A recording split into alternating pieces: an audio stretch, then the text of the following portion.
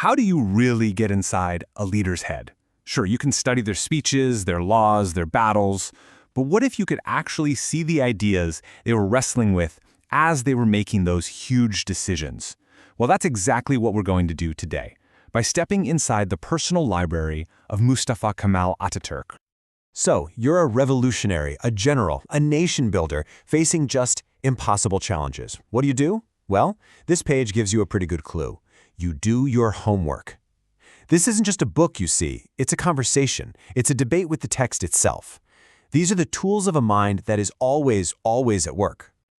And that is what is so incredible here. We have this unique window into his mind because we can see the books he read, the passages he underlined, the notes he scribbled in the margins, his exclamation points, his question marks. It's a raw, unfiltered look at his thought process in real time.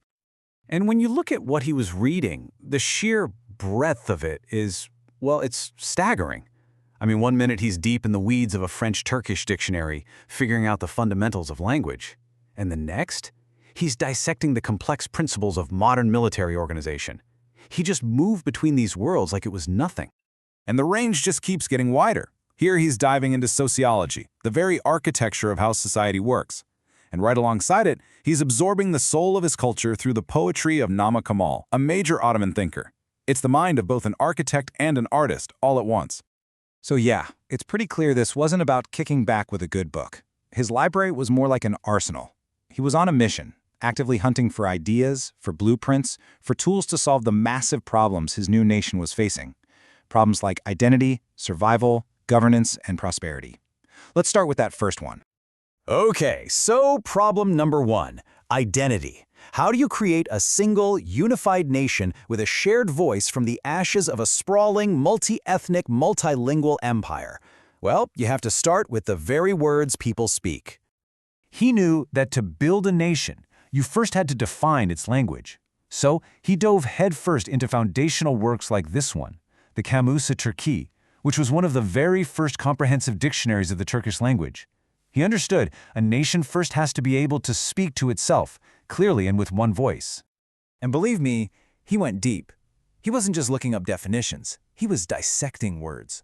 Let's just take this one entry for ordu, the Turkish word for army. Look at this. He's tracing its family tree, connecting it to the French horde, the Russian orda, and all the way back to its Latin root, ordo, which means order. For him, a single word could tell a story centuries long. In this passage he underlined, the book argues that before the revolution even happened, it was crucial to establish the linguistic connections between different Turkic languages. This just shows you his long-term thinking.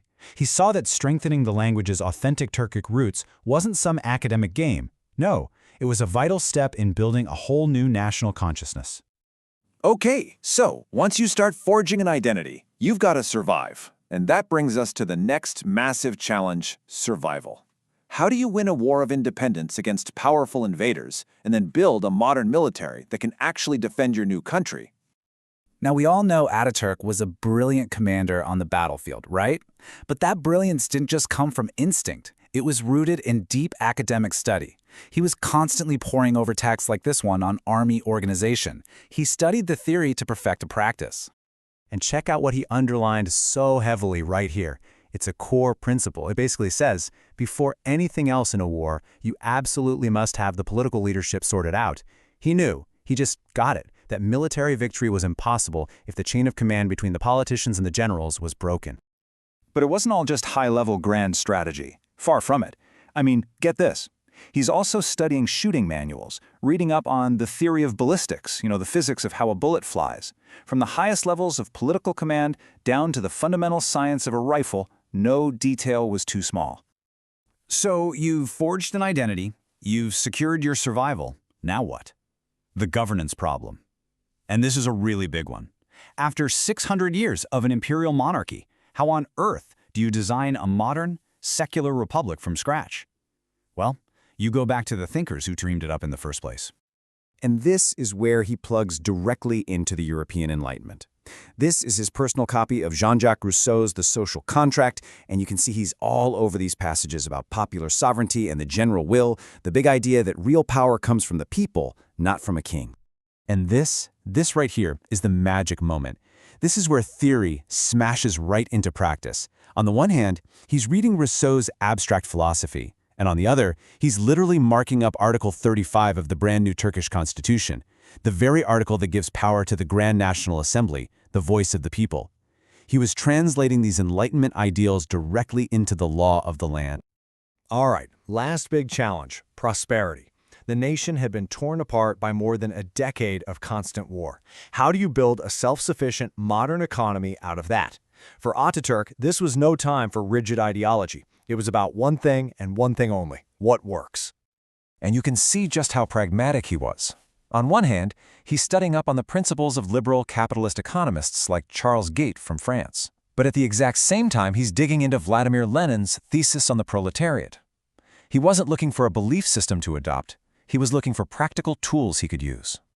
And you can see it right here. His notes and his underlines are on both texts. He's actively engaging with arguments for free markets and simultaneously with arguments for a dictatorship of the proletariat. This shows he wasn't an ideologue. He was a problem solver, weighing every single option to find the best path for Turkey. And just like with his military studies, he goes from the high-level theory straight to the nuts and bolts. Here he is, poring over an actual financial report from Turkey İş Bankası, one of the first national banks of the new republic. He's looking at the real numbers, the actual totals in bank deposits. This is the leader as a CEO, checking the balance sheet of his new nation.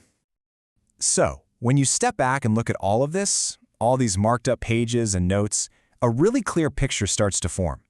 It's a picture of relentless curiosity, of an absolutely unending search for knowledge, all in the service of his country. You know, in the end, Ataturk's library wasn't some trophy case of books he'd finished. It was a living, breathing workshop. Every book was a tool, every underline a measurement, every note in the margin was part of the blueprint for building the modern Turkish Republic. For him, reading was a fundamental act of leadership. We tend to judge leaders by the big, visible things, right? The monuments they build, the laws they pass. But looking through all this, it really makes you think, what is the true, lasting legacy of a leader's private bookshelf? Maybe, just maybe, it's in that quiet, unseen work of the mind where the real foundations of a nation are truly laid.